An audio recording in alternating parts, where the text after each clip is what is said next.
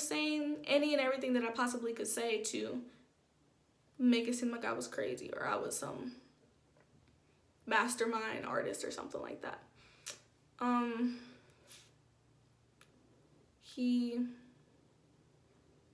Let's say he's a great stepfather.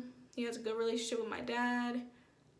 Everything's great. I'm the problem. I am the issue. You know, he didn't tell me to say this. My mom didn't tell me to say this. No one told me to lie. No one told me to change my story. But I honestly felt like at the time I was going to get taken away from my sisters, my brother. I felt like maybe we were going to go into foster care. I didn't know what was going on. So that's why I was scared. I didn't want it to go that far, and I lied about it. So I told my mom after the interview that I lied, and she couldn't understand why I would lie about something like that. I wasn't a liar. I didn't just lie as a kid. I'm just lying. I didn't do none of that. I was like very honest about things. Yeah, I get in trouble, but I like fess up to it, and I'd be eventually make things right. And my grades never slipped in school, ever. Never got in trouble. I didn't know what a detention looks like, you know? So clearly these things were lies that I blatantly said so that somebody would think like, she is lying. This did happen, but I didn't have the heart or the guts to say that I am lying. I felt like it went too far. I was scared. I pulled it back immediately. So after this incident, things stopped. The investigation was dropped. He didn't do anything to me. Discontinued everything that he was doing for the meanwhile. I guess he was very grateful that I was like, this didn't happen, you know?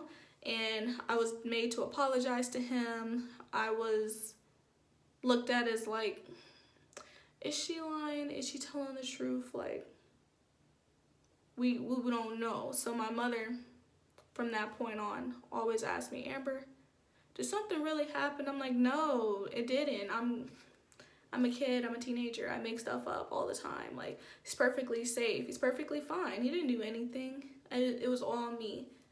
And she wouldn't leave me alone about it. Always asking me. I just blocked her out, refused to talk about it. Don't ask me, don't mention it. I don't want to hear nothing about nothing. So, coping mechanisms during that time, I put everything I had into school. Like, I don't know what a B looks like. I don't know what a C looks like. Had straight A's from middle school all the way to high school.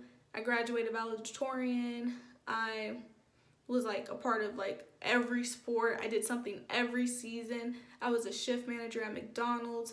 I just constantly kept busy and kept pushing and trying to be number one in everything to distract me from the fact that when I go home, this is my reality. So if I stay out long enough and do great long enough, maybe that will fix the problem. So I enlisted into the Navy at 16, and I had to wait till I graduated high school to actually go off to boot camp. I was ecstatic. I was happy. I was excited. I'm like, I'm getting out of here. I'm leaving. I'm going to start my career in the Navy. I'm just so excited. And when I turned 17,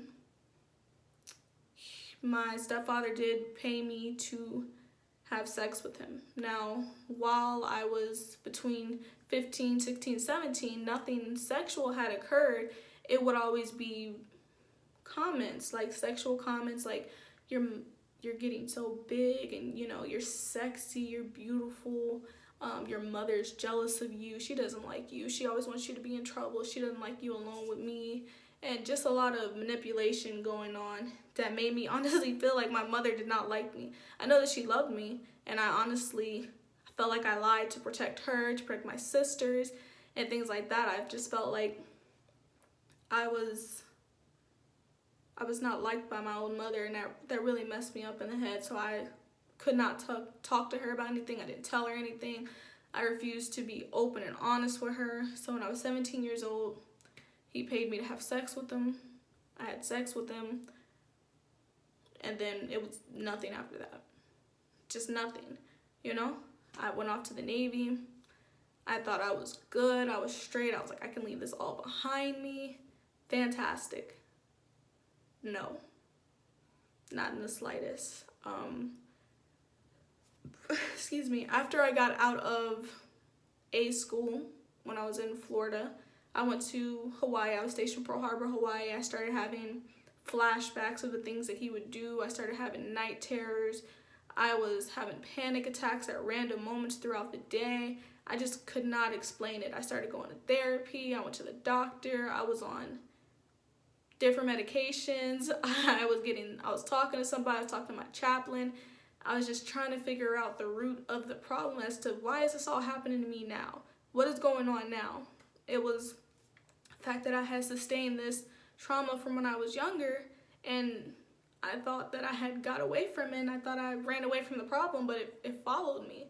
It literally followed me to Hawaii, and I'm a million miles away from this man, but it's still affecting me.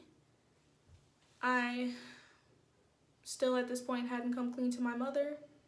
I hadn't told anybody else from my family. I really didn't talk about it at all. So my aunt called me one day. She's like, hey, did something happen to you while you were younger? You know, your mom's not sure about it. I don't know what's going on. I don't know what happened. And at this moment in time, last year, when I was in Hawaii, I was like, you know what? I'm an adult. I'm far away. He can't get me. It's not going to be any repercussions for me just verbally saying, yes, this happened to me. Yes, he did do this to me.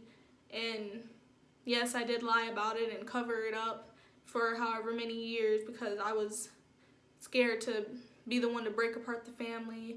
I didn't want to ruin, our fresh start, different things like that. I said yes to everything. Just came clean and told the honest truth. She was very upset. I called my mother. I told her. She broke down. It was hard for her to deal with it. It's hard for her to talk about it, but I knew it was time. I wasn't gonna make a report officially yet. I didn't know what I wanted. I didn't know what was going on. I didn't really know. So I started reaching out to different people to try to figure out what were my best options. And that's the one thing I will say the Navy is very, very good about, is telling you your options for reporting sexual abuse and things like that. And I decided I was going to go all the way with this. I was going to call the cops. I was going to call somebody, and I was going to let my truth be known, let my story be known, because this messed me up. I was in therapy and counseling for a long time, couldn't talk about it, break it down. And I decided that I didn't want this to happen to another young woman or another child.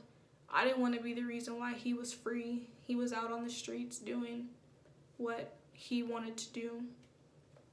If he had not learned his lesson, after I told my mother what happened, she immediately kicked him out. He left, fled to wherever. I made the report, had an interview with NCIS.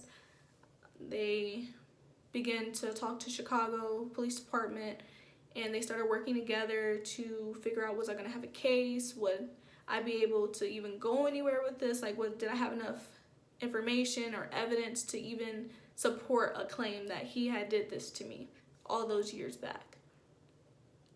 I started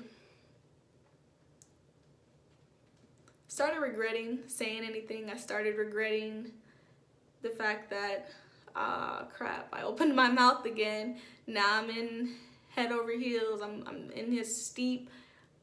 There's no going back now. I already said something. So, and I'm like, I'm an adult. I'm a woman now.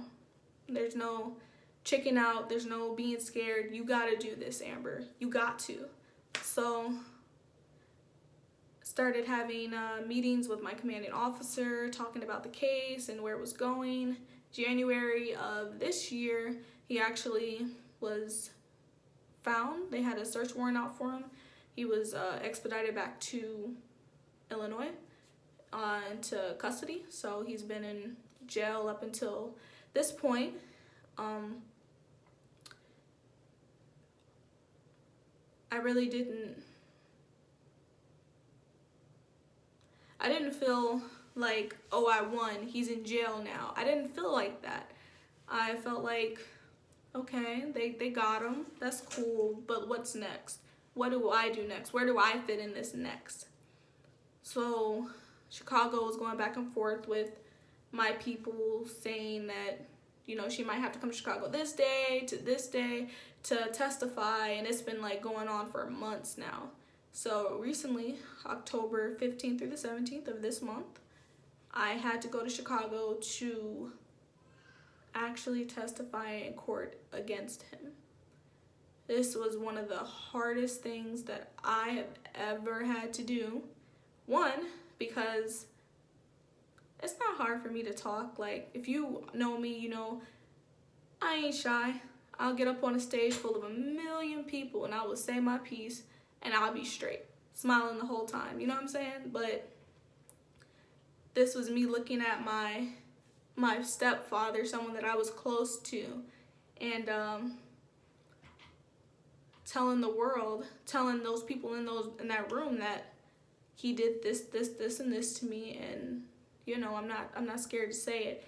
And that was nerve-wracking for me. Like, I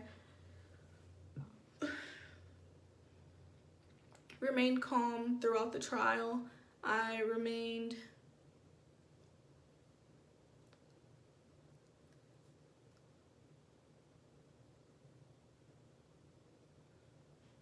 just remained respectful, things like that.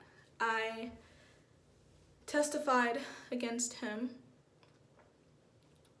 Standard questions. The defense attorney felt like he was, you know, asking me like, weren't you a straight A student? I was like, yes. He was like, in middle school? I was like, yes. In high school? Yes. He was like, you even graduated top of your class? Yes. Oh, okay. How would you describe your relationship with this man?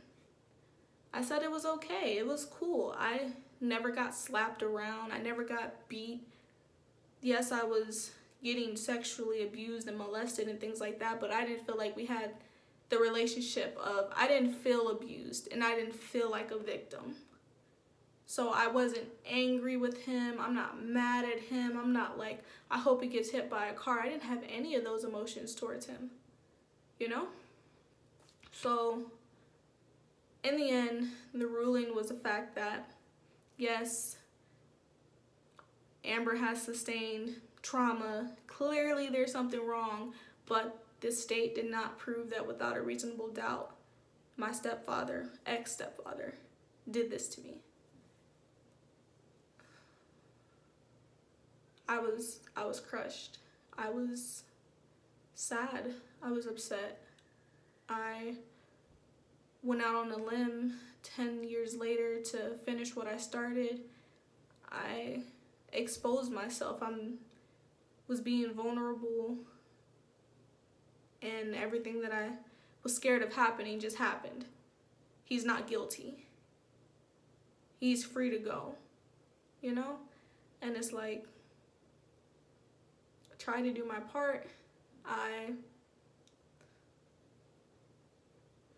felt like I did the right thing, and by me telling you all this story, this is to encourage those who have gone through this or will go through this, because there's no telling, that